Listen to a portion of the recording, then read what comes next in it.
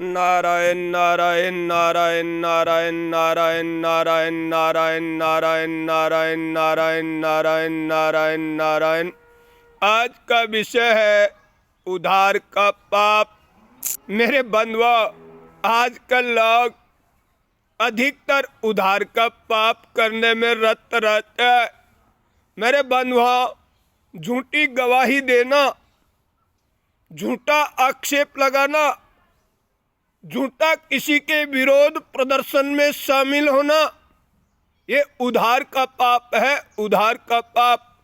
जैसे किसी विषय विशेष की आपको जानकारी नहीं और उस विषय विशेष की चर्चा हो और आप उस विषय विशेष का अज्ञान होते हुए भी आप पक्ष लेते हो और झूठ का पक्ष लेते हो, तो उधार का पाप कर रहे हो। ऐसे उधार के पाप से बहुत बड़ा हानि होता है। अतः समस्त मनुष्यों को उधार के पाप से मुक्त होना अत्यंत आवश्यक है। मेरे बंधुओं, जिस विषय विशेष की आपको जानकारी नहीं है, उसकी गवाही देना या उसके पक्ष में खड़ा होना बड़ा भारी पाप है। इस पाप से बचने का एक ही उपाय है कि जहाँ जो भी घटना विशेष होती है, उस घटना विशेष की पूरी सत्य जांच करो, जानकारी हासिल करो और फिर उसके सत्य के पक्ष में खड़े होकर अपना पक्ष रखो। तब तो आप सत्य में स्थित मानव हो। अन्यथा मेरे बंधुओं, जिस झूठ का पक्ष लोगे उस झूठ को दुनिया जानती है और आप झूठ के पक्ष में खड़े हो तो उस झूठ का भयानक वज्रलेप पाप होगा। आजकल लोग आध्यात्मिक क्षेत्र में भी झूठ, छल, कपट, बेईमानी आदि दुष्कृत्य कर्म करते हैं। मेरे बंधुओं, धर्म क्षेत्र में तो कम से कम शुद्ध और बुद्ध रहो, पवित्रता से जीना सीखो।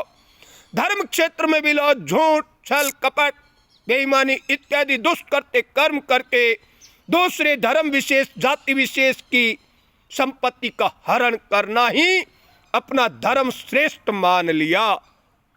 अपना धर्म श्रेष्ठ कब होगा? जब दूसरों का हक हराम का खाएंगे, तब हमारा धर्म श्रेष्ठ होगा। ऐसा जिस धर्म विशेष, जाति विशेष के लोगों ने मान लिया और अपने आप को श्रेष्ठ समझ लिया और दूसरों का हक हराम में खाना सीख गए और दूसरों की भूमि पर कब्जा जमाना और झूठ के माध्यम से जमाना, अधर्म के माध्यम से जमाना, ये बड़ा भारी उधार का पाप है। इस उधार के पाप से भयानक दुर्गति होती है, इसमें कोई संदेह नहीं है। एक बार गवाही के विषय में भी आपको बता दूं अकाट्य सत्य। एक बार किसी राजा के द्वारा प्रजा को भोजन खिलाया जाता था और उस दिन राजा द्वारा बनाए भोजन में जहर मिल गया और सैकड़ों लोग भोजन खाने के बाद मर गए। मेरे बंधुओं, राजा बड़ा चिंतित हुआ कि इतने लोगों के पाप की सजा किसे मिलेगी। राजा को बड़ा दुख हुआ, किसने ऐसा पाप किया है, ऐसा जहर मिलाकर सैकड़ों लोगों की हत्या की है। मेरे बंधुओं, वहाँ के पक्षी जो सुन रहे थे आवाज़ कि ऐसे ऐसे एक राजा ने इतने सैकड़ों लोगों को मार दिया जहर देकर भोजन के माध्यम से, तो मेरे बंधुओं, वो सभी पक्षी सायंकाल 4 बजे जंगल में बट वृक्ष पर बैठकर चर्चा कर रहे थे।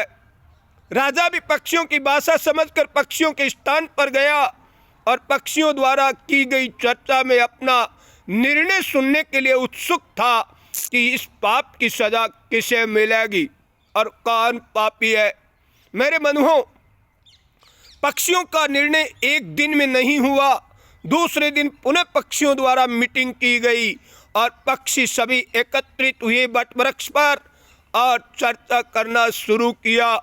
उसी दौरान वटवृक्ष के पास तालाब था और तालाब के दूर किनारे से एक बावरिया जा रहा था।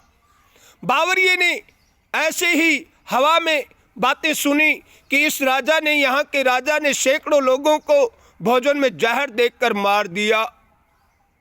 मेरे बंधुओं, बावरिये को अता न पता, उस बावरिये ने निर्णय सुना दिया, ऐसे राजा को इस तालाब में डुबाकर मार देना चाहिए।